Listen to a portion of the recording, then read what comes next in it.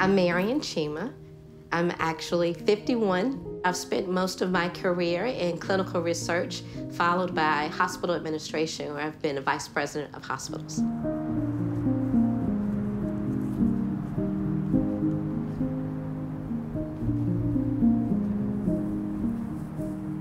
Cora's father is the eldest, and my father is somewhere in the middle of the 10 children. And so my father was Walter Batts. So he and William were brothers, and that would make Cora and I first cousins.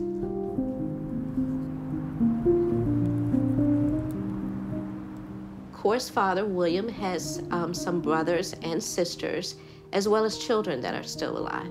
Do they want to meet him? They don't want to as yet, I'll say. As minorities, I believe there's a little bit of hesitancy and maybe disbelief, like, is this really real? And so I think just having more dialogue, would be helpful. To feel like there's a gap, and for me to be able to help fill that gap for someone, I feel very honored and privileged. I'm sorry. To be able to do that. It means a lot.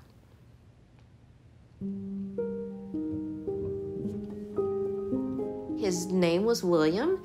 He was named after our grandfather, so he was a junior. I know that he served in the military. All of my uncles, and my father, served in the military. And so I know that when he came back from the war, he worked in the health industry, and he had a family.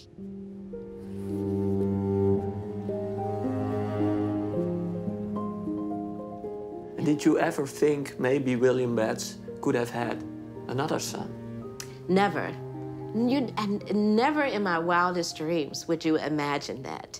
And especially in another country. I don't think we ever gave thought to that, anyone. I know that Uncle William, was in the Army, and I know that at some point he served in a battalion that actually, in World War II, actually went to the Netherlands as a part of the Legion to help liberate them during that time. And so I believe that's the beginning of Cora's story, actually. During the time that Uncle William was in the military, at home we were still segregated. People were still fighting for their rights.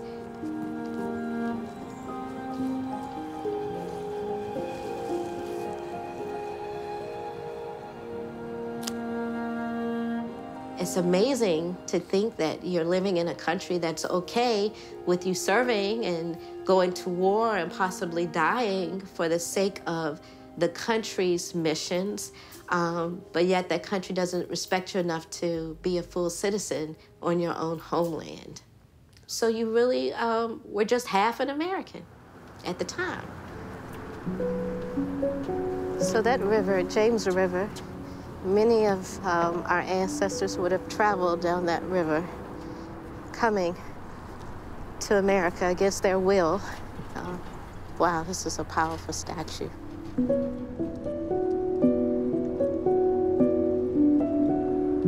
You can just imagine the shackles just falling away. It's like it could have very well been our great-great-grandfather. When you see the striations on his back, it just makes me think, who would have ever thought that that made sense to dehumanize other humans that way? And you see the young mother holding the document of January the 1st, 1863, long before they told us, saying, I'm really free. I truly am free.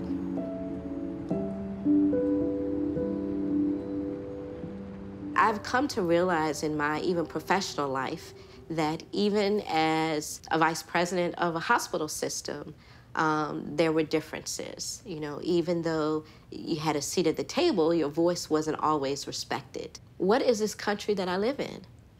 Should I be seeking out another homeland?